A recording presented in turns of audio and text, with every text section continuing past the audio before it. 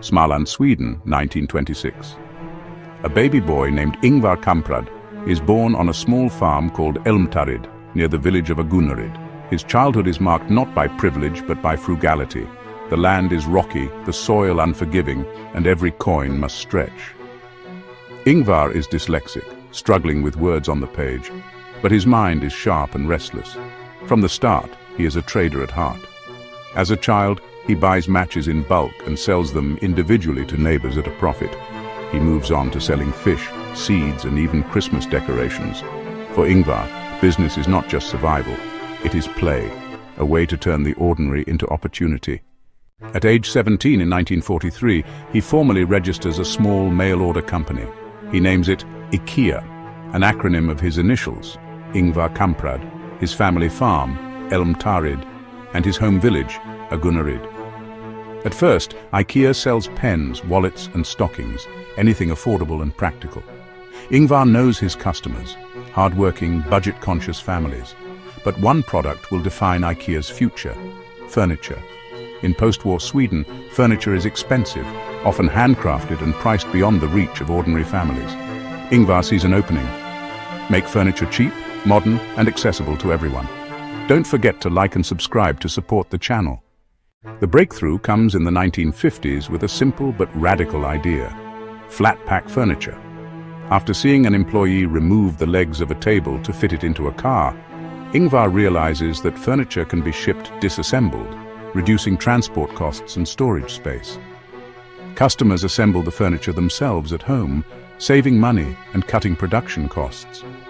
It is not just innovation, it is a revolution in retail.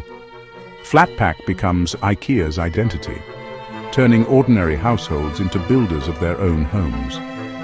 IKEA's catalogue, first published in 1951, spreads this vision across Sweden and later Europe. It is more than a catalogue, it is a cultural manifesto. Each page shows that good design does not have to be expensive.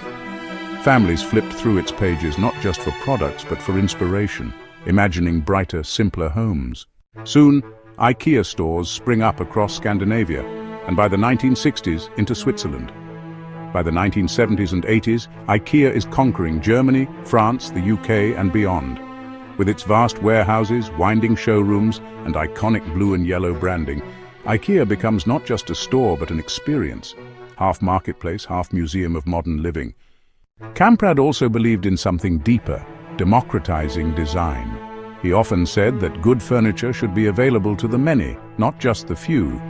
IKEA's Scandinavian modern aesthetic, clean lines, light wood, and bright colors, became accessible to working-class families who could never dream of owning designer furniture. Ingvar wasn't just building a business, he was reshaping culture and rethinking how people live at home. But the road was not without obstacles.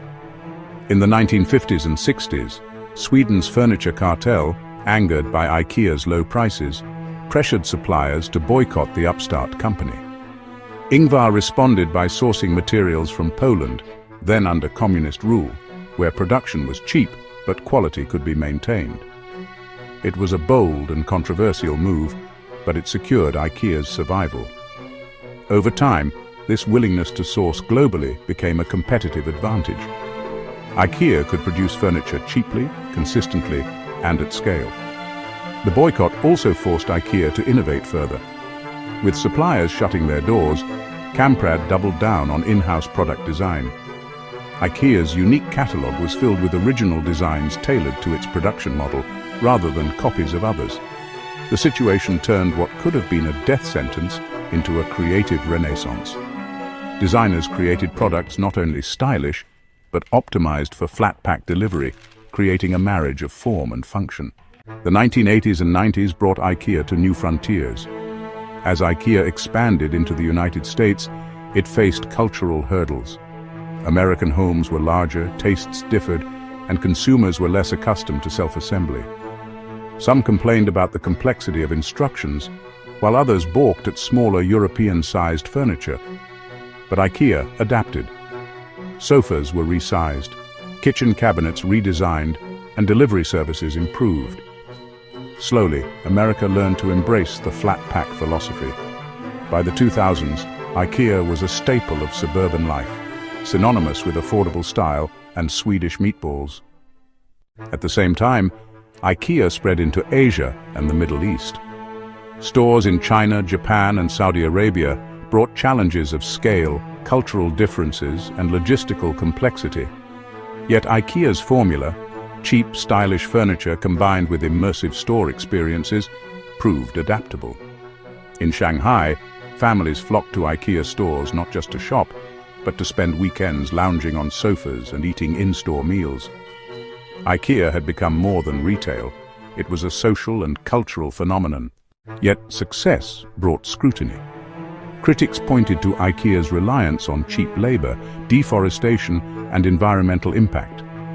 In the 1990s, IKEA faced scandals over child labor in its supply chain. The company responded by introducing strict supplier codes of conduct and auditing systems. Sustainability became a core priority. Today, IKEA is one of the world's largest buyers of sustainable wood and has pledged to become climate positive by 2030. It invests in solar and wind energy, recycles materials into furniture, and tests furniture rental models in cities to reduce waste. Even its signature flat pack philosophy has been criticized.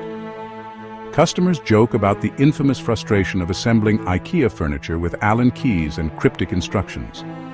Yet even this has become part of the brand's identity, a shared global experience that unites IKEA customers in equal parts laughter and exasperation. Few brands can claim that their frustrations become memes that only make them more beloved.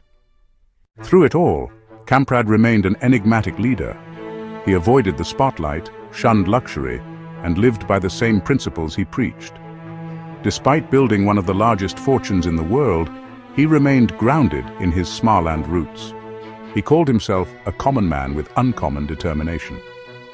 His dyslexia shaped his creativity. Product names like Billy, Lack, and Mom replaced confusing serial numbers, making items easier to remember for customers and for Kamprad himself. Kamprad was not without flaws. His youthful involvement with pro-Nazi groups in Sweden cast a long shadow. Though he later expressed deep regret, the revelation in the 1990s threatened his reputation. Yet it did not undo the larger impact of his life's work, turning IKEA into a global empire that combined commerce with culture. By the time of his death in 2018, Ingvar Kamprad's creation had become a global empire with hundreds of stores in dozens of countries. IKEA's flat pack philosophy had transformed how people furnish their homes. More than just a retailer, IKEA became a cultural touchstone, representing democratic design, affordability, and modern living. It proved that furniture could be functional, affordable, and even fun. Today, IKEA continues to evolve. It invests in renewable energy, builds smart home products, and experiments with urban store formats. Its meatballs are as famous as its bookcases, turning shopping trips into family outings. It is one of the most recognized brands in the world, with over 800 million visits to its stores annually and billions more browsing its digital catalogs. Its stores serve as cultural landmarks where design, commerce, and community meet under one roof. The story of IKEA is the story of how a dyslexic farm boy from rural Sweden reinvented furniture for the world. It is a reminder that vision does not require privilege, that innovation can emerge from scarcity, and that sometimes the simplest idea, taking the legs off a table, can change how millions live. From Småland's rocky soil to the heart of global cities, IKEA became a blueprint for building global brands from modest beginnings. Kamprad proved that frugality, imagination, and persistence can build not just a business, but a way of life.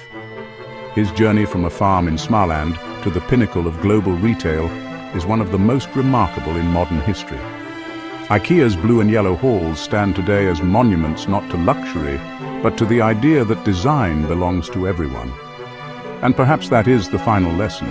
Greatness is not built only on wealth or resources, but on an unshakable belief that the ordinary can be extraordinary. Ingvar Kamprad turned simplicity into genius, and in doing so, he changed the way the world lives, one flat-pack box at a time. His life reminds us that innovation often begins not with abundance, but with constraints. and that sometimes the smallest farm boy can leave the largest footprint on how the world lives.